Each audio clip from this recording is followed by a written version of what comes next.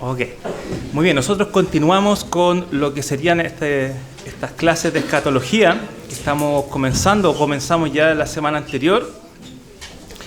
Y la semana anterior vimos la importancia, ¿cierto?, de la escatología, que también hay una escatología desviada del Evangelio, o separada, divorciada del Evangelio, y que obviamente no es la perspectiva bíblica correcta que tenemos que tener en cuanto a la escatología. Y dijimos también, hermanos, y esto es muy importante, que primero vamos a ver las cosas claras, vamos a fomentar un cimiento simple, básico, para que después con esta claridad o con estos pasajes que son claros en la Escritura, vamos a poder interpretar los que son más difíciles de entender. Que generalmente cuando uno estudia escatología va ahí primero y desde ahí nace la confusión. Entonces vamos a estudiar primero los pasajes claros, aprender lo primordial para que podamos crecer en este conocimiento. Entonces, hoy vamos a ver algo fundamental en el lenguaje de la escatología y que tiene que ver con la venida de Cristo y su reino o su milenio, también conocido. Porque todo lo que vamos a hablar desde aquí en adelante va a llevar algunos términos que es muy necesario que nosotros lo podamos entender cuando se mencionen y no nos perdamos en este estudio, que son términos escatológicos, que hablan una verdad que está plasmada también en la Escritura. Entonces, ahí podemos ver lo que sería la venida de nuestro Señor Jesucristo con gloria, que todos esperamos un día en la venida de nuestro Señor, y vamos a partir de eso definir algunos términos que son muy conocidos. Entonces, hoy vamos a ver lo que son las perspectivas escatológicas. Perspectivas escatológicas, que realmente no son muchas. No son muchas, pero vamos a cimentar con claridad qué cree cada una para que podamos diferenciarlas y obviamente ya poder ir definiéndonos por una más correcta. Primero, quiero que busquen en sus Biblias este pasaje. Vamos todos a Segunda de Tesalonicenses. Segunda de Tesalonicenses, capítulo 1. Hay muchos pasajes que hablan sobre la venida de nuestro Señor. Este es uno de ellos. Y escogí este porque nos va a hablar de ambas partes de esta venida, que tiene que ver, por un lado, el juicio final, por otro, la gloria también para la iglesia y el pueblo de Dios. Así que leamos versículo 6 hasta el 10, primera parte. Dice: porque después de todo, es justo delante de Dios que Él pague con aflicción a quienes los afligen a ustedes, pero que Él les dé alivio a ustedes que son afligidos y también a nosotros, cuando el Señor Jesús sea revelado desde el cielo con sus poderosos ángeles en llama de fuego, dando castigo a los que no conocen a Dios y a los que no obedecen el Evangelio de nuestro Señor Jesús. Estos sufrirán el castigo de eterna destrucción, excluidos de la presencia del Señor y de la gloria de su poder, cuando Él venga para ser glorificado en sus santos en aquel día y para ser admirado entre todos los que han creído. Este es el día glorioso, el día del Señor, el día cuando Él volverá, que por una parte Él va a traer juicio para todos los que son desobedientes al Evangelio, y por otra parte gloria y admiración hacia Él para todo su pueblo, la iglesia, nosotros, la iglesia del Señor. Entonces, todos los cristianos verdaderos están de acuerdo en esto, que el Señor viene. Y no hay debate en cuanto a esto.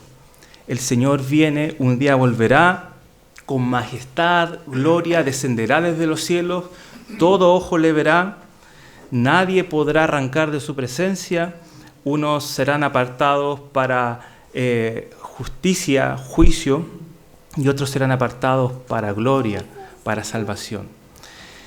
Y esperamos aquel día, y de eso se trata puntualmente la escatología, esperar con ansias, esperar con deseos la venida del Señor.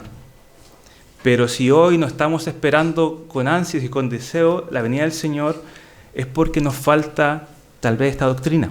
Nos falta entender bien lo que implica todo esto. Ahora, vamos a leer otro pasaje, porque todo lo que vamos a hablar en este estudio trata sobre estos dos pasajes.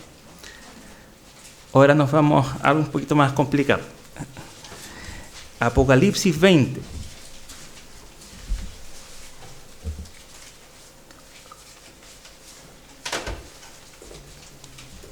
Capítulo 20, versículo 1 y al 6, y aquí es donde sí, no todos están de acuerdo, pero se habla acerca de un milenio.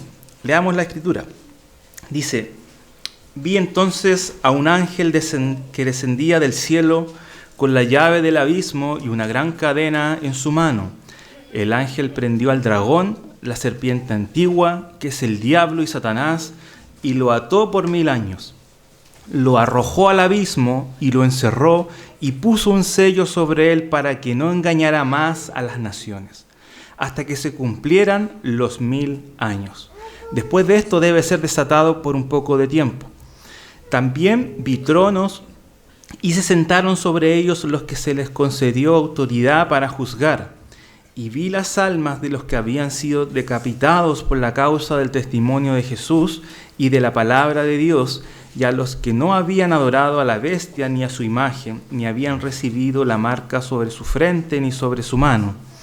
Volvieron a la vida y reinaron con Cristo por 1000 años. Esta es la primera resurrección. Los demás muertos no volvieron a la vida hasta que se cumplieron los 1000 años. Bienaventurado y santo es el que tiene parte en la primera resurrección. La muerte segunda no tiene poder sobre estos, sino que serán sacerdotes de Dios y de Cristo y reinarán con Él por 1000 años. Y aquí es algo que tenemos que tener en consideración. Hay un reinado de Cristo, hay un reinado del Mesías. Y algunos van a interpretar este pasaje, no vamos a entrar eso en esta clase, un poquito más adelante. Algunos van a entrar en este pasaje a interpretarlo de forma literal. Entonces dicen, bueno, Cristo va a reinar literalmente por 1000 años exactos. Y otros lo ven de una forma más espiritual, ¿cierto? Que no se refiere tanto literalmente, sino que es una era grande de tiempo donde Cristo va a reinar. Ahora, ¿pero por qué le leí estos dos pasajes? Porque es sumamente importante entender que, como ya vimos en Tesalonicenses, la venida del Señor viene sí o sí. Ya nadie está en desacuerdo con eso. Pero desde aquí en adelante vamos a usar unos términos que son un poco enredados, pero que tienen que ver con estos dos pasajes que acabo de leer, con la venida de Cristo y con el reino, con el milenio. Entonces algunos van a decir, el milenio está aquí antes de la venida de Cristo, otros van a decir, no, el milenio viene después de la venida de Cristo, ¿ya? Y diferentes posiciones en cuanto a eso. Y estos nombres que les voy a mostrar ahora tienen que ver con eso. Se apretó un poquito, pero es premilenialismo dispensacional. Aquí ya son palabras complejas, ¿cierto? Pero las conoce algunas, ¿cierto? Ya hemos hablado muchas veces sobre el dispensacionalismo, ¿verdad? Y si no, están las clases grabadas. Está hasta la historia que hicieron, hasta un chileno estaba metido ahí en la historia del dispensacionalismo. ¿Te recuerdan? Ya, está el premilenialismo dispensacional, premilenialismo histórico, amilenialismo y postmilenialismo. Ya son 4, que en realidad les voy a mostrar que son 3, que una aquí está camuflada porque no es realmente una postura válida para defender bíblicamente. Entonces tenemos 4 posturas: premilenialismo, dispensacional o histórico, amilenialismo y postmilenialismo. ¿Y qué significan estas cosas? Estas palabras tan complicadas.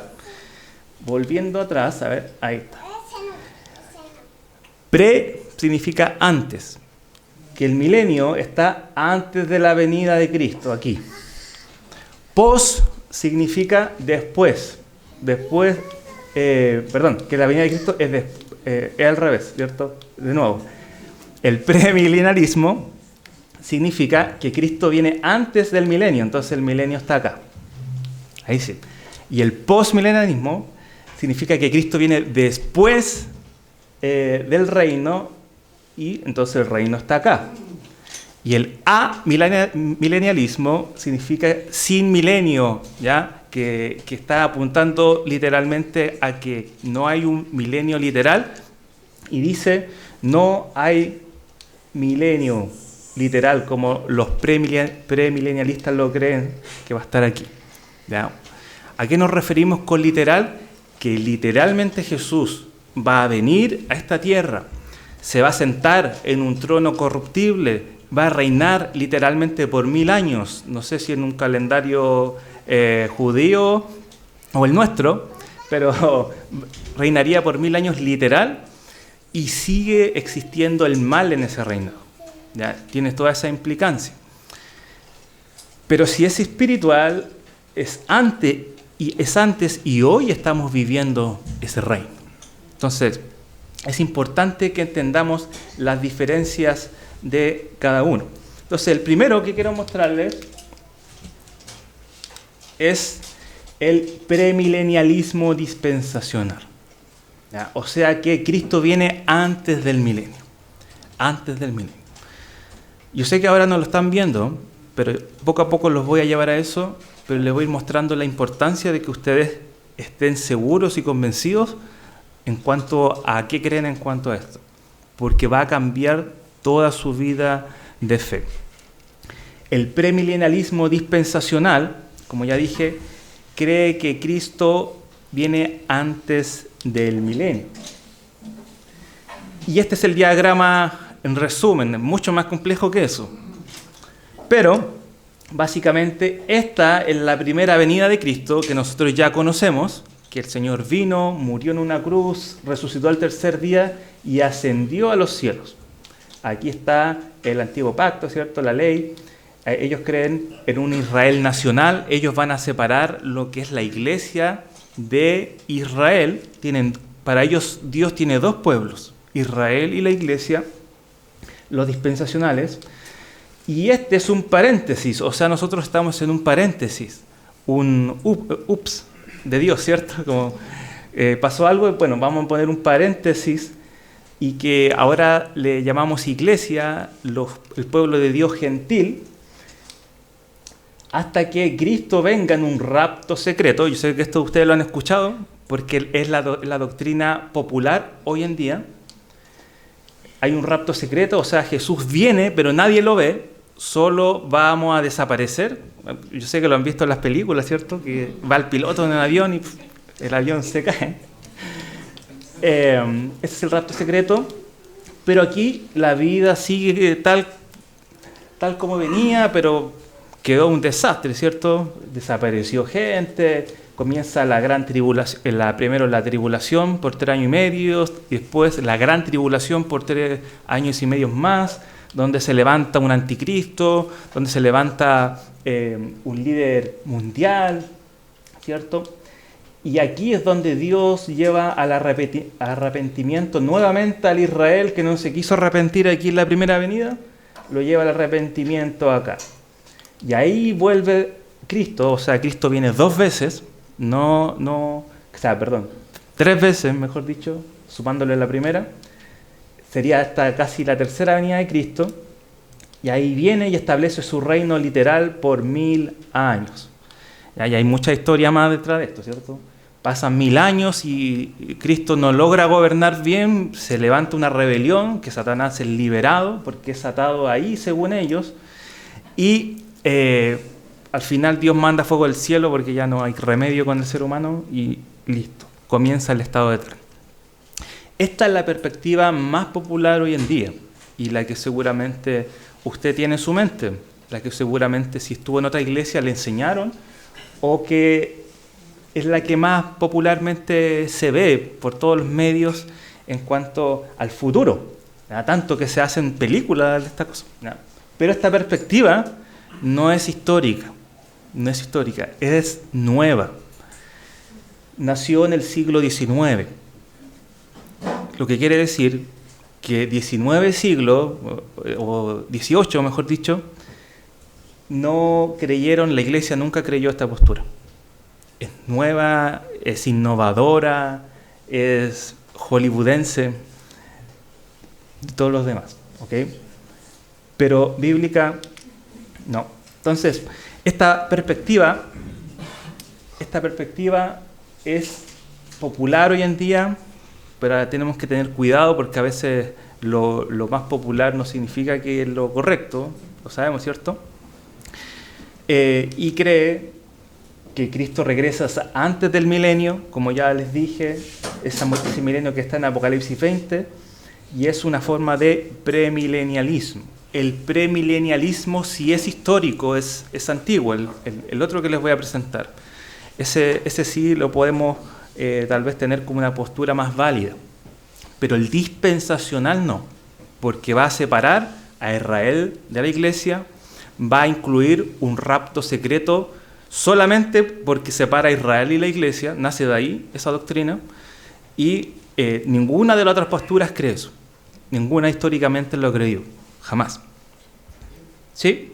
Sí, solo un comentario. Digamos, uno se pregunta por qué se hizo tan popular esta postura. Bueno, varias razones, pero una es porque una Biblia comentada, y para que notemos también la importancia de las Biblias de estudio, ¿ya? La Biblia de estudio no está solamente la Biblia, sino que viene comentada por autores humanos, ¿no es cierto? Y una Biblia de estudio que es la Biblia Scofield. Esa Biblia en sus comentarios tiene esta postura. Y en su momento, esa Biblia se hizo muy popular y fue llevando esta postura en sus notas, y esa fue también una de las razones por qué esta postura se hizo tan popular. Claro, porque sí. Una Biblia de estudio se hizo popular y el reverendo Scofield era un pastor que comentó esa Biblia, tenía en los comentarios esta postura dispensacional, y esa fue una de las razones por qué se hizo tan popular esta postura. Claro, exactamente. Ustedes conocen la Biblia Scofield, ¿cierto? Sí, si tiene años de la fe, además que tuvo una Scofield. Y la Scofield, claro, declaraba estas doctrinas abiertamente y eso llevó a la popularización también de estas doctrinas, ¿sí? Ahora, el dispensacionalismo es el punto de vista de que Dios está llevando a cabo los programas distintos, como ya lo hemos hablado, ¿cierto?, en otras clases, en diferentes etapas, diferentes dispensaciones, y que Dios va actuando sobre la marcha, ¿cierto? Si falló con algo, y bueno, ahora intenta otra cosa, y aunque estamos de acuerdo que en la Escritura hay dispensaciones, ¿sí?, pero no de la forma en como ellos lo interpretan, ellos lo ven como esta era, la de la iglesia, un paréntesis, otra dispensación. Y después que nos vayamos en un rapto, viene otra dispensación y así. Entonces, Dios prosigue su plan, por un lado, con la nación judía, ¿cierto? Como venía desde el principio, hizo un paréntesis y ahora tiene otro plan con otro pueblo que se llama la iglesia, los gentiles. Entonces, por un lado, tiene un plan para Israel y por otro tiene un plan para la iglesia. Va a separar al pueblo de Dios, los va a poner en tiempos diferentes, y eso conlleva esta popular doctrina del rapto secreto. ¿Ya? De ahí nace el rapto secreto. Ninguna de las otras posturas tiene un rapto secreto. Creen que el regreso de Cristo será en dos fases. O sea, primero secretamente y luego visiblemente en la segunda venida. Dicen que sacará a la iglesia de este mundo antes de la gran tribulación, o sea que la iglesia no va a sufrir nada. y la segunda va a ser gloriosa, venciendo el reinado del anticristo y va a marcar el comienzo del reino milenial sobre un judío completamente o mayormente convertido, que va a pasar el milenio siendo de carne y hueso, convertido, y una mezcla más o menos rara entre santos también ya resucitados, judíos, humanos todavía, que van a tener hijos todavía pecadores, y Cristo va a reinar en ese ambiente. Esa es la postura que ellos tienen, y creen obviamente en un reinado personal y físico, ¿ya? Porque lo van a interpretar totalmente literal. Literalmente Jesús va a venir, va a sentarse en Jerusalén a reinar la tierra por 1000 años. ¿Okay? Esa es la postura más popular, el premilenialismo dispensacional. Quiero que entiendan esa palabra, premilenialismo dispensacional, a lo que se refiere, y que de todas las que vamos a ver hoy es la doctrina más cerrada de todas. ¿Okay? Después, durante el estudio y las siguientes otras clases, vamos a ir argumentando, obviamente, porque son varios puntos. Yo lo estoy mencionando, aquí hay varias clases, ¿ya? Esta es la clase del milenio, del rapto, de la tribulación. Yo sé que están todas esas preguntas, pero primero vamos a ir construyendo, ¿ya? Segundo, tenemos el premilenialismo histórico. Suena parecido al anterior. Y es más, los anteriores, los dispensacionales, van a decir que ellos son, esa enseñanza está desde el principio, que desde los padres de la iglesia ellos están realmente existe esta postura, pero no es así. Lo que sí existe es un premilenialismo histórico, que tiene una semejanza, pero no es parecido para nada realmente al dispensacional. Ellos también creen que Cristo viene antes del milenio. Primero viene y después establece un milenio literal, como van a ver aquí. Pero hay algo que falta ahí. A ver, quiero que sean buenos observadores. ¿Qué es lo que falta a diferencia de la que vimos anterior? La gran tribulación. ¿Ya? ¿Qué más? El rapto. ¿Algún otro detalle diferente? No hay una separación de Israel de la iglesia. Claro. No, ellos nos van a separar a Israel de la iglesia. Ellos afirman la teología del pacto también. Son pactuales. ¿Ok? Entonces, aquí está el antiguo pacto. Israel también es la iglesia, ¿cierto? Aquí está la edad del evangelio, que es lo que vivimos ahora. Cristo viene y establece un reino literal también por 1000 años. ¿Ya? Es mucho más simple. ¿Ya? Y esa sí es histórica, y cristianos buenos durante la historia la han defendido, esta postura. Pero claro, como ustedes observaron, no hay un rapto secreto, no hay una división de dos pueblos, no está esa imagen, ¿cierto?, de la gran tribulación, ¿ya? Aunque cada uno tiene una postura diferente en cuanto a la tribulación, que después lo vamos a ver, y solamente viene Cristo, ¿ya? Este es el arrebatamiento, bíblicamente. Este es el arrebatamiento, cuando Cristo viene y nos arrebata de este mundo y trae juicio para el mundo entero. Entonces, este es el premilenialismo histórico, una doctrina mejorcita, está mejor parada, nada como decimos nosotros. Entonces, ¿qué creen ellos? Que Cristo regresa antes del milenio, ¿ya? Obviamente son premilenialistas. Esta perspectiva es más antigua en la historia de la Iglesia. Hubieron padres de la Iglesia que la defendieron. También es llamada el premilenialismo del pacto federal, porque van a interpretar también la Escritura conforme a los pactos, no conforme a las dispensaciones, que como hacen los dispensacionalistas, que Dios establece un pacto y ya eso ya lo entendemos, pero van a creer que el milenio es después de la segunda venida. Esta forma de premilenialismo no va a separar a Israel de la iglesia, como lo hace el dispensacionalismo, que es importante. Solo el dispensacionalismo lo separa. Y, como ya dije, el dispensacionalismo nació en el siglo XIX, ya un poquito más de 100 años, nada más que eso. Y por último, eso implica que al rechazar esta distinción de Israel, de separar a Israel y la Iglesia, también rechaza la teoría del rapto secreto, porque la teoría del rapto secreto nace de esto, nace de la separación. Necesitamos poner otra venida de Cristo para la Iglesia particular antes de esa. Entonces vemos que es mucho más simple realmente lo que ellos creen. Pero para que lo veamos y entendamos mejor, aquí hay un diagrama de diferencias en cuanto al premilenarismo histórico y dispensacional. En cuanto a la Iglesia, Israel, la Iglesia es el verdadero y el nuevo Israel, pero para los dispensacionalistas es distinto, ¿no? La Iglesia es distinta a Israel, como ya ustedes mismos lo notaron ahí en el gráfico, ¿cierto? La segunda venida de Cristo para el histórico es post-tribulacional, o sea, después de la tribulación, ¿ya? Y un solo regreso, no dos regresos. Y en cuanto los dispensacionalistas van a creer en dos fases de ese regreso, ¿sí? Primero secreto y después en su segunda venida. Pero el histórico, una sola venida, ¿ya? Esas son las grandes diferencias. Después de su regreso, Cristo va a establecer un reino literal también por 1000 años.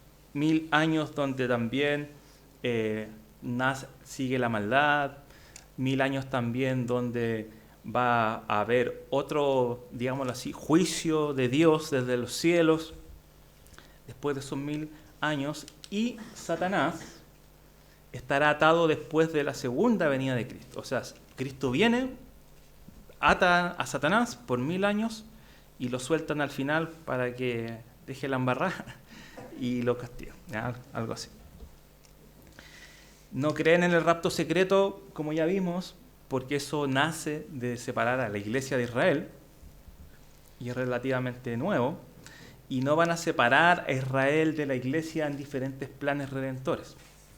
Entonces tenemos que ver las similitudes con el dispensacional, pero tiene varias cosas que obviamente incluye el dispensacional y no son bíblicas y no son correctas.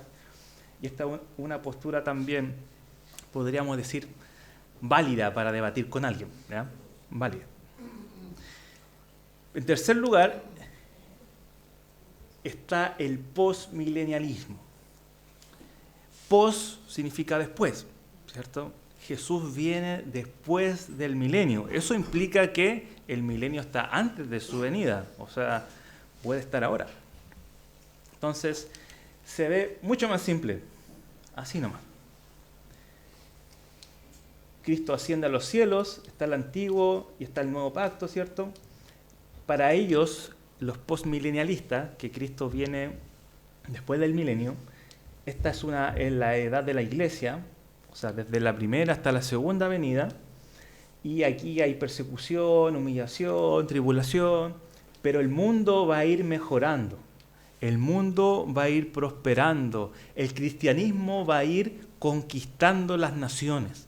El cristianismo va a conquistar las naciones, la política, la economía, la cultura, ellos le llaman la edad de oro, donde el evangelio va a brillar.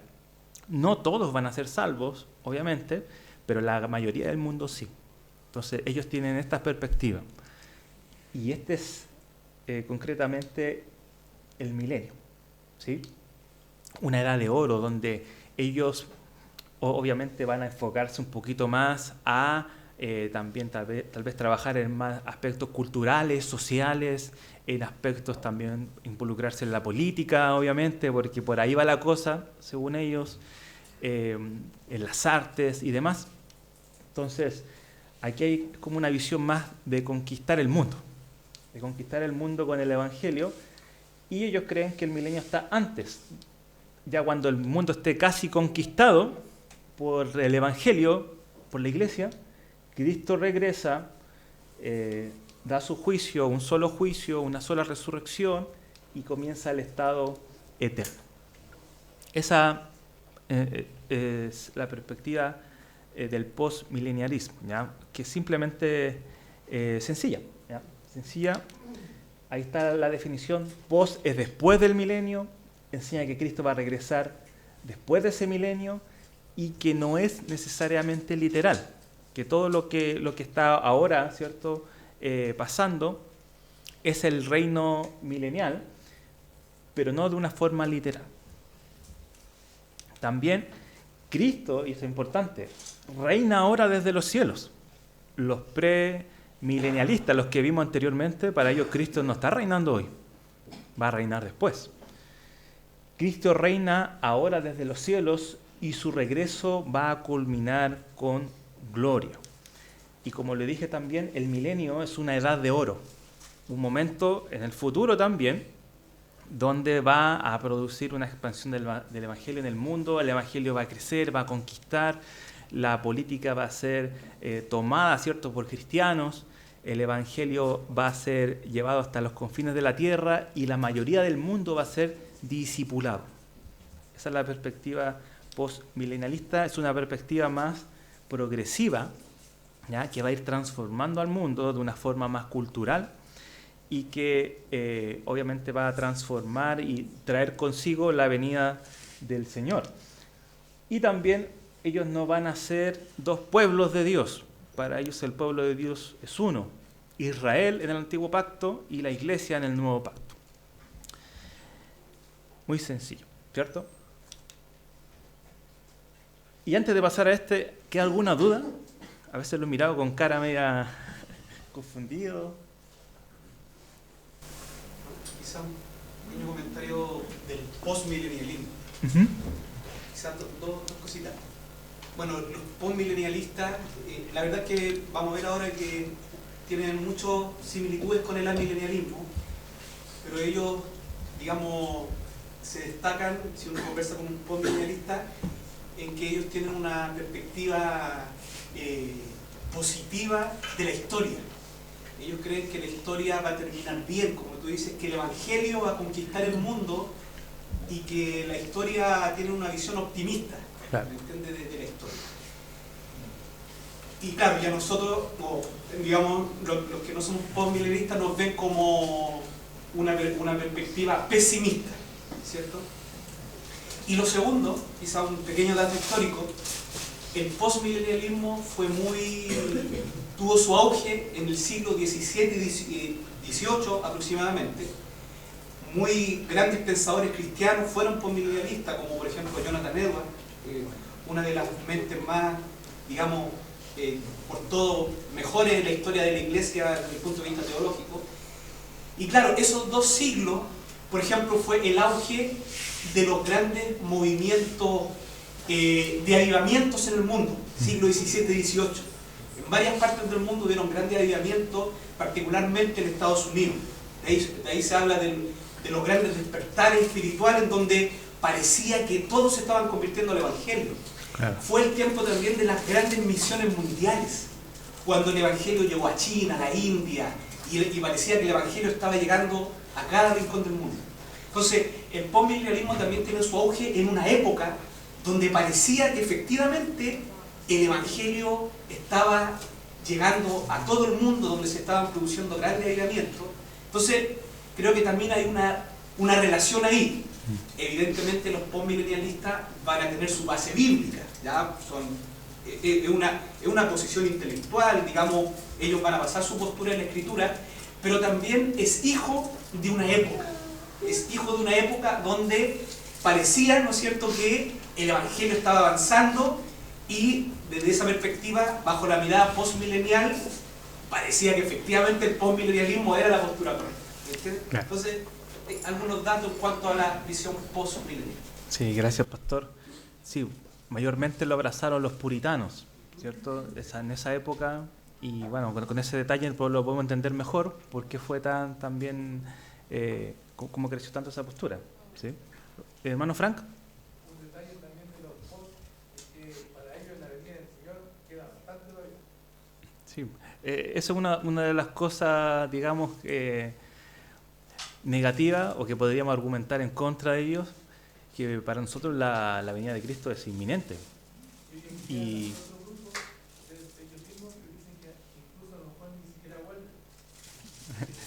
Entonces eso distancia mucho. Ellos son post-milenialistas.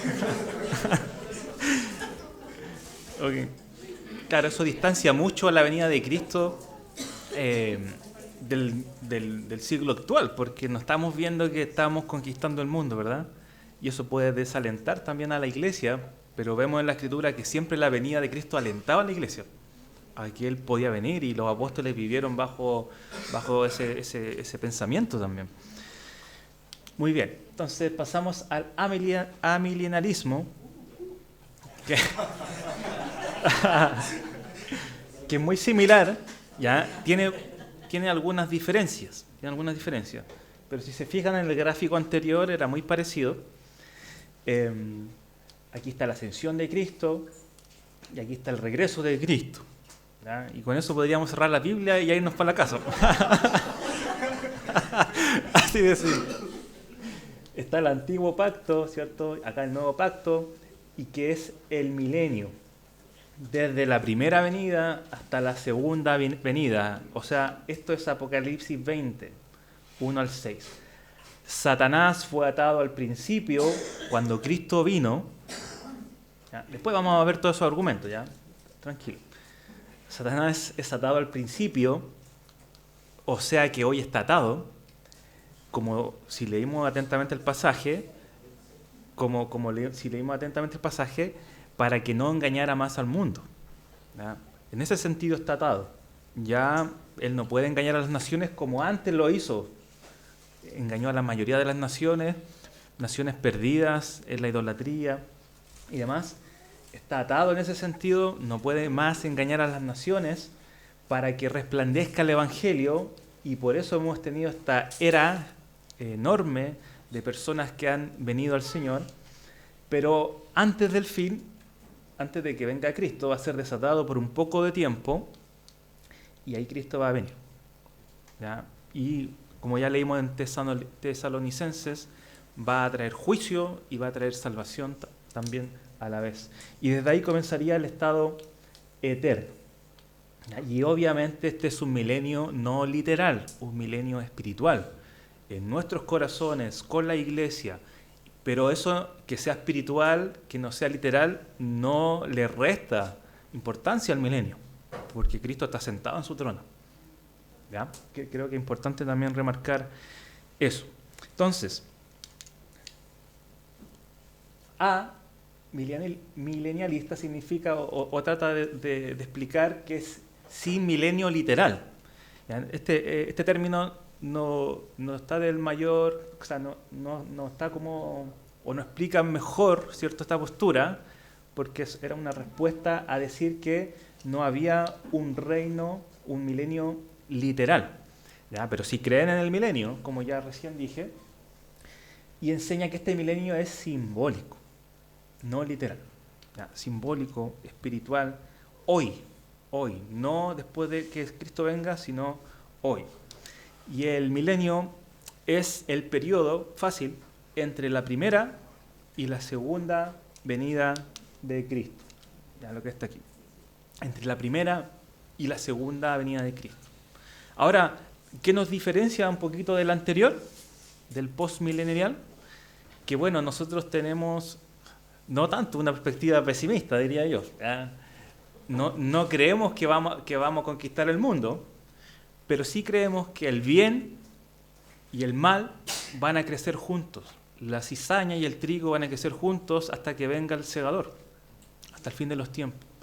¿Va a prosperar el Evangelio? Claro que sí, porque nadie va a detener la iglesia. Nadie puede poner freno a la iglesia. Pero a la vez también el mal va a continuar hasta el fin. Y en el fin vamos a ver un crecimiento más gradual del mal antes que Cristo venga. ¿Okay? Entonces, esa es la diferencia. Ellos, los postmilenialistas, van a creer que todo va creciendo y todo se va a poner más bueno, pero en cambio nosotros creemos que la vida va a seguir igual, ¿cierto? La iglesia creciendo, como lo ha hecho estos 2000 años, y va también, con ello va a estar al lado el mal, y obviamente antes de la venida de Cristo, recuerden que Satanás es soltado por poco de tiempo, y va a haber obviamente un momento diferente en la historia. ¿Sí? Y, importante también, Cristo reina ahora. No mañana, no después de la venida, hoy, desde el cielo, y hay un reino espiritual de la iglesia. La venida de Cristo es después de este milenio espiritual y a su regreso ocurre el juicio, un solo juicio, una resurrección y desde ahí comienza el estado eterno. No como los dispensacionalistas, los primeros, que creen que hay más juicios, que hay más resurrecciones. Nosotros creemos que hay solamente un juicio final, una resurrección general, tanto para justos como injustos, y desde ahí comienza el estado eterno, como sale aquí en el gráfico. Desde aquí ya, después de este juicio, después de la resurrección, viene el estado eterno, que es cielo nuevo y tierra nueva. Y desde ahí para adelante ya es el estado eterno, la eternidad con el Señor. Entonces, habiendo dicho esas cuatro posturas, ya que realmente históricas y más bíblicas son las tres últimas que les comenté, podemos ver o entender cómo podemos interpretar realmente lo que conocemos de la Escritura, cuándo es la venida de Cristo, que es lo que más nos interesa, ¿cierto? Esperar al Señor desde los cielos, pero o podemos creer que el milenio está aquí y Cristo acá no está reinando, o sea, aquí estamos a la deriva, esperando que Cristo regrese, y bueno, gracias que el Señor nos salvó, pero no pasa nada más, ¿cierto? El Señor nos cuida nomás. O el reino está aquí, bueno, Cristo está reinando, tengo una responsabilidad en cuanto a ese reino, y tengo que esperar en ese reino viviendo conforme a que Cristo viene en cualquier momento. Entonces, todo eso va a cambiar lo que es nuestra perspectiva en cuanto a la vida, ¿ya? Creo que no se nota bien, ¿cierto? No se preocupe, yo le voy a enviar esta presentación, pero aquí están todas las diferencias entre el dispensacionalismo, ¿ya? Y el amilenialismo bautista reformado, ¿ya? En cuanto a la segunda venida, para ellos hay dos venidas, para nosotros hay una. En el rapto es secreto, para nosotros hay un arrebatamiento visible en el fin del mundo. En cuanto a la tribulación, para ellos es futuro. Los últimos 7 años de existencia de la vida, 3 años y medio de tribulación y 3 años y medio después de gran tribulación, pero para el amilenialismo, la tribulación simboliza la era de la iglesia, donde la iglesia es perseguida, atribulada, desde el principio hasta el fin. Cristo reina ahora, para ellos no, aquí no hay reino, pero para nosotros sí, reino hay ahora en este momento y estamos sujetos a ese reino. Israel y la iglesia, en cuanto a Israel y la iglesia, son dos pueblos, pero nosotros creemos que es un pueblo. En cuanto al cumplimiento profético, para ellos todo es literal y mayormente se cumple con Israel nacional.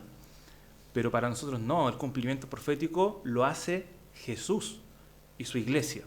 Él es el cumplimiento de las profecías, no Israel. Jesús es el cumplimiento de las promesas y su iglesia. Y aquí eso es sumamente importante para lo que vamos a ver más adelante, para interpretar ciertas cosas. ¿Ya? Porque ellos siguen esperando una reconstrucción del templo, pero Jesús ya está reconstruyendo, ya hizo su templo. Entonces vamos a ver que Él es el cumplimiento de las promesas. En cuanto al anticristo, para ellos es una persona futura, un Donald Trump, un personaje popular, ¿cierto?, que gobierna el mundo, pero para nosotros el espíritu del anticristo ya está aquí y opera en estos momentos. Es un sistema que y que lleva al mundo a rebelarse o ir en contra de Jesucristo. En el juicio final, para ellos hay doble juicio, uno para creyentes y después hay uno para incrédulos, pero nosotros creemos que hay un solo juicio. Por la venida de Cristo, un solo juicio. En cuanto a la resurrección, también ellos van a separarlos. Dos fases, dos resurrecciones o más incluso. Pero nosotros no, una sola resurrección. Ellos tienen una visión pesimista de la historia. Todo se vuelve peor, todo se vuelve mal. La gran tribulación va a ser una tortura para todos los que vivan eso. Pero nosotros tenemos un espíritu, una esperanza, que el reino avanza, que no vamos a conquistar el mundo, pero que sí Él nos va a preservar hasta el fin. Y así, demás, ¿cierto? Ahí están también lo que mencionaba en cuanto a la historia.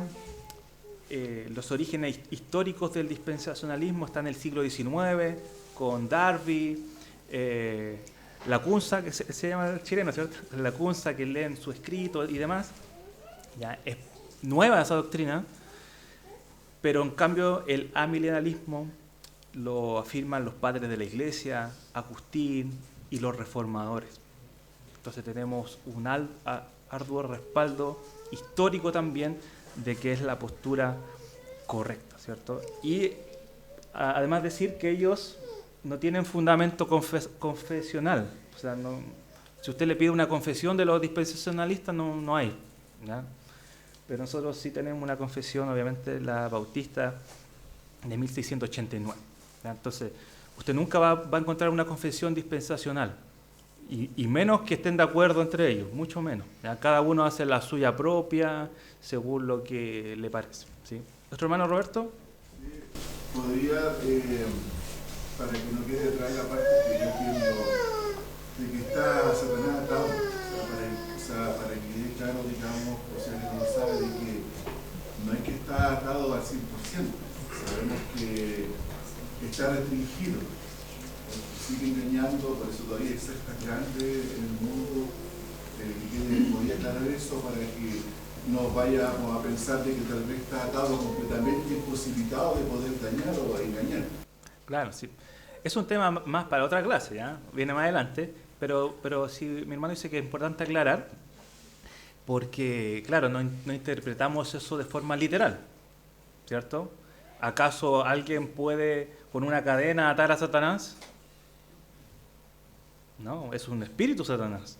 Entonces todo lo que narra ahí Juan vio y Juan escribió como lo que entendía nomás, ¿cierto? Juan vio la visión y bueno, él conocía unas cadenas, él dijo unas cadenas, ¿ya?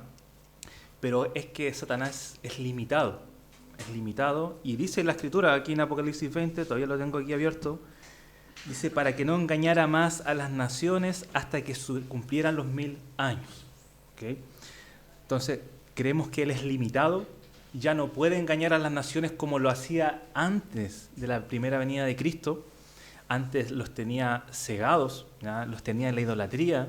Por eso es simplemente cosa de leer cómo era el mundo antes de la primera venida de Cristo. Cosa de leer y ver las atrocidades que ellos hacían, cómo el paganismo era terrible y tenían enceguecido a las personas, cómo ellos sacrificaban incluso bebés, los ponían ahí en un sartén frente a Moloch, y eso hoy en día todos lo rechazarían, ¿cierto? Pero en esos tiempos era algo común, cultural. Entonces, esa era la influencia demoníaca en el mundo y no le resplandecía la luz del Evangelio.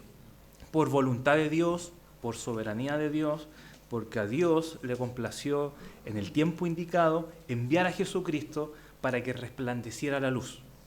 Y desde ahí dice la palabra que el hombre más fuerte ató al hombre fuerte y lo sometió. Porque si Cristo reina, bueno, Satanás está limitado. Anda suelto, sí, anda como león rugiente buscando a quien devorar, pero ya no nos puede engañar más. Somos libres, podemos conocer al Señor, podemos ser libres espiritualmente. Sí. ¿Alguien levantó la mano atrás? Pónganse de acuerdo. Como hay que aclarar igual que, claro, cuando decimos que Satanás está atado, no significa que el mal en el mundo no existe, y no de esas cosas. Lo que decimos es que, por ejemplo, para el avance de la iglesia y el evangelio, Satanás está completamente atado. Sí. Satanás está vencido frente a la obra de Cristo a través de su iglesia. Amén. Nos referimos a eso que, por ejemplo, si el Evangelio intenta entrar a Pakistán antes de la cruz de Cristo, hubiese estado cegado completamente y jamás hubiese podido entrar el Evangelio porque era una nación completamente pagana. Hoy en día Pakistán sigue siendo una nación pagana, pero si el Señor quiere salvar a un pakistaní, lo va a hacer a través de sus misiones. No se Amén. puede evitar ese hecho. Sigue habiendo maldad en el mundo, sigue habiendo, porque incluso aunque Satanás fuera atado, digámoslo así, completamente para toda posibilidad de mal, el ser humano sigue siendo mal. Y Así es. digamos, sí, el ser humano comparte los mismos intereses, porque lo muestra la Escritura, de Satanás. El no cristiano es hijo de su padre el diablo, por ende vamos a seguir viendo maldad en el mundo. Pero frente a la obra de la iglesia, Satanás no tiene nada que hacer. Así es. Las puertas del Hades no prevalecerán contra ella. Y dice Juan que a los hijos de Dios el enemigo no le toca. No le toca. Y eso lo ha hecho Cristo, sellándonos con su espíritu, el Evangelio que ha abierto puertas al mundo. ¿Ya? Nosotros siempre nos enfocamos en lo malo, ¿cierto? Podemos mirar el mundo y ver lo malo que está, pero está mucho mejor que hace 2000 años, se lo aseguro, está mucho mejor. Entonces, ¿alguien más? Hermano Claudio. Hermano, Mateo 12, 28 y 29 dice lo siguiente, y eso lo dice nuestro Señor Jesucristo, dice: pero si yo por el Espíritu de Dios echo fuera los demonios, ciertamente ha llegado a vosotros el reino de Dios. Y aquí viene lo importante, dice: porque ¿cómo puede alguno entrar a la casa del hombre fuerte y sacar sus bienes si primero no le atan? Y entonces podrá saquear su casa. Y vemos cómo Cristo ahora está recuperando lo que se había perdido, rescatando las almas, pero él dice que el hombre fuerte ya ha sido atado. Por tanto, el mismo Señor el que nos da luz respecto de cuándo Satanás es atado, por la primera venida de nuestro Señor, ahí las obras de Satanás fueron atadas. Satanás ya no tiene el poder que tenía. Amén. Así es. Nosotros como iglesia proponemos esta postura como la correcta, ¿ya? Pero es importante que usted las comprenda todas también, porque, bueno, yo nací en una iglesia dispensacional, me fui a estudiar a un instituto dispensacional y nunca me he mostrado la otra postura, pero queremos ser transparentes y mostrarle que hay otras posturas, que hay otros hermanos que también creen otras posturas y durante estos estudios defender y mostrarle por qué esta es la correcta. Porque esta es la correcta bíblicamente. Y bueno, si llega a tener otra postura, seguimos siendo hermanos, no hay problema, pero queremos tenemos la responsabilidad de mostrar la verdad y obviamente mostrarla a través de la Biblia, ¿ya? Entonces, ahí vamos a dedicarnos un poquito a ir defendiendo ya esos temas más puntuales. Pero ahora nos quedan unos minutos. A ver. Y que es muy importante. Después ustedes van a poder leer esto en detalle para que lo estudien. Ahí están las diferencias de cada una. ¿Ya? Se ve menos. Pero la pueden después leer con detalle. Está con versículo y todo. Pero es muy importante esto de las perspectivas, hermanos, porque no es algo que no va a impactar mi vida, que no me afecta y que, bueno, no me sirve mucho si sé de esto o no. Porque al final, en la perspectiva que estemos, va a cambiar nuestra cosmovisión y nuestra esperanza. Una de las mayores cosas y consecuencias de crecer en el dispensacionalismo es vivir o con terror al día del Señor, a la gran tribulación, y eso no me produce esperanza a mí, eso me produce miedo. Ojalá que el Señor vuelva bien lejos, ¿cierto?, de mi vida. Y la escatología, la venida del Señor no nos puede producir eso. No nos puede producir liviandad. Bueno, si viene 2 veces, ahora me relajo, vivo mi vida, y si viene el rapto del Señor, bueno, ahí me consagro al Señor y ahora sí me pongo a orar y a leer la Biblia. Entonces ha traído también esa falsa doctrina liviandad al pueblo de Dios. Y también no someterse bajo un reino, bajo un rey, bajo un señor. Sí bajo un salvador que me ama y me salvó, pero no bajo un señor, un rey que demanda obediencia. Entonces, toda esta perspectiva que tengamos en cuanto a nuestro futuro, a nuestra esperanza, va a cambiar nuestra cosmovisión y va a cambiar también nuestra esperanza. Lo que tú crees sobre el futuro, hermano, va a influir en cómo tú vives, en cómo esperas al Señor, en si lo esperas en santidad o no, si tienes miedo o esperanza. Entonces es importante entenderla correcta para que tengamos una verdadera cosmovisión de la vida y una verdadera esperanza, una esperanza con coraje y con misión. Si creemos que Cristo reina hoy y va a triunfar, bueno, eso va a alimentar eso, esperanza, coraje, misión, para hacer la obra del Señor. Y todo, nuestra ética, oración, nuestra predicación, nuestra adoración como iglesia, va a ser afectada por nuestra visión del futuro. Porque no es lo mismo adorar a un Dios dispensacionalista que adorar a un Dios amilenalista. Porque cambia la perspectiva de nuestro Dios. En la perspectiva dispensacionalista, Dios no es omnipotente. Porque ni siquiera Jesús, que va a descender del cielo y va a reinar por 1000 años, va a poder conquistar el corazón del hombre.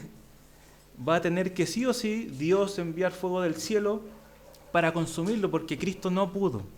Y si Cristo no puede, no es suficiente. Y si no es suficiente, ¿por qué tenemos que confiar en ese Dios? Pero el Dios, con una postura correcta, con una creencia correcta, que es un Dios que establece su reino, lo inaugura, lo consuma, viene, nos resucita, cumple sus promesas, es un Dios soberano, fiel, poderoso, en el cual podemos confiar. Es un Dios en el cual no vamos a tener temor, porque Él reina, porque Él triunfa, porque Él nos lleva a preservar en esta vida, a perseverar en esta vida. Entonces, todo esto va a afectar nuestra vida, hermanos. Nos dice hacia dónde va el mundo. Que no andemos como pajaritos en el mundo aquí, como las palomas que andan transitando por la plaza y no saben cuál es el propósito de su vida. Tenemos que saber cuál es el destino de nuestra vida, cuál es el propósito, hacia dónde nos dirigimos. La escatología nos ayuda a ver la historia no como un caos. Y eso es lo que pasa mucho en otras iglesias. La escatología lo ven como un caos, ¿cierto? Como, pasó esto, ahora vino el coronavirus, ahora vino esto, hoy vino esto otro. Y claro, son cosas, parte de las aflicciones de este siglo y de las tribulaciones también que vamos a vivir como iglesias, pero no es el foco correcto. Cristo triunfa, Cristo reina, Cristo nos preserva en esta vida y nos ayuda a vivir conforme a esa visión. Nos da paz en medio del sufrimiento, en medio de las guerras. Él también nos brinda esa paz en medio de la injusticia en el mundo, que todos hemos pasado injusticia o pasaremos injusticia. Él nos conforta, nos da paz, nos ayuda a confiar en Él y nos ayuda a vivir con un Dios grande por delante. Dice el Salmo 112, no temerá recibir malas noticias. Su corazón está firme, confiado en el Señor. ¿Podemos vivir, como decía el salmista, realmente? Sin temor de que vengan las malas noticias, sin temor de lo que el médico me pueda decir, sin temor de lo que pueda suceder socialmente o a nivel de país. ¿Podemos realmente vivir sin temor de recibir estas malas noticias y que nuestro corazón esté firme en Cristo, en su venida, en su reinado, confiados en Él? Eso es lo que produce una correcta perspectiva, una verdadera creencia en nuestro Señor. Y obviamente nos ayuda a vivir en santidad, sí o sí, porque un Dios que, se fue y nos dejó aquí esperando por algunos miles de años y va a volver pronto y ahí sí voy a ser santo en el reino milenial. Nunca nos va a llevar a una santidad real hoy, porque hoy necesitamos ser santos, porque sin santidad, dice Hebreos, nadie verá al Señor. Nadie verá al Señor. Si crees que Cristo puede volver en cualquier momento, vas a cuidar cómo vives. Ya no vas a tener liviandad de pensar de que, bueno, tengo tiempo, no pasa nada si vivo de esta manera, total, solamente Dios me ama y no es mi Señor, no es mi Rey. Después voy a dedicarme a la obediencia y a la santidad. No, hoy es el momento de vivir en santidad.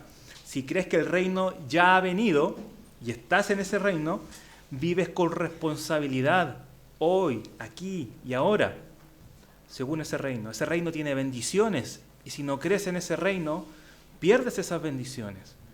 Bendiciones espirituales que tienes hoy.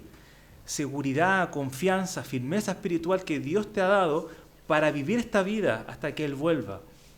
Y también las responsabilidades de vivir en este reino, de vivir en obediencia. Porque si literalmente hoy tuviéramos un rey físico en el mundo, que gobernara el mundo y estableciera unas leyes bien definidas, viviríamos con temor de respetarlas. Simplemente porque lo vemos y simplemente porque sabemos que si no las hacemos, nos va a ir mal. ¿Cuánto más el Dios de los cielos? Que no que porque es un reino espiritual es menor, sino que es mayor. Porque Él está a la diestra de Dios, no sentado en un trono corruptible, en uno incorruptible en los cielos. Y desde los cielos reina la iglesia, reina nuestros corazones y tenemos mayor responsabilidad aquí y ahora de vivir para ese reino, de obedecer para ese reino, para esforzarnos por ese reino, para respirar para ese reino. Entonces, eso nos ayuda a trabajar con fe y sin rendirnos también para la obra de Dios. Por eso Pedro decía, ¿qué clase de personas deben ser ustedes llevando una vida santa y piadosa? Obviamente tenemos que vivir con santidad y con piedad. Y Pedro estaba en el primer siglo, nosotros estamos en el siglo XXI. Tenemos que seguir viviendo una vida santa, piadosa, porque estamos más cerca de la venida de nuestro Señor que en aquellos días. Y por último, hermanos, importante la perspectiva que adoptamos, porque también nos ayuda a vivir bajo la voluntad de Dios. Y esto me da mucha tristeza, pero hay muchas personas que viven en el engaño, esperando algo que no va a suceder. Y no sé si a ustedes le ha pasado, pero hay algo muy, muy triste que cuando a uno le hacen esto, pero cuando a uno lo engañan, ¿a usted lo han engañado? ¿Le han engañado? Yo me acuerdo una vez que me estafaron. Y cuando uno se da cuenta, es increíble el dolor que uno siente en el corazón cuando se siente engañado. Y es triste pensar que muchos cristianos viven engañados, esperando algo que no va a suceder. Y viviendo una vida que no tienen que vivir. Y cuando Cristo venga, ¿qué le van a decir? ¿Cuál va a ser la excusa? No tuve tiempo de leer mi Biblia. No va a ser excusa delante del Señor. Entonces, nos ayuda a vivir en la voluntad de Dios. Vivir la verdad. Yo no quiero vivir una vida de mentiras. Yo no quiero vivir o predicar algo que es mentira. Porque no vale la pena. No vale la pena esforzarse tanto por algo que no es verdad. Por algo que no es mentira. Algo que es mentira. Debemos esperar ese día, cuando el Señor venga, sin temor, sin liviandad, sin desesperanza, todo lo contrario, porque vamos a ver descender desde los cielos a nuestro glorioso Señor Jesucristo.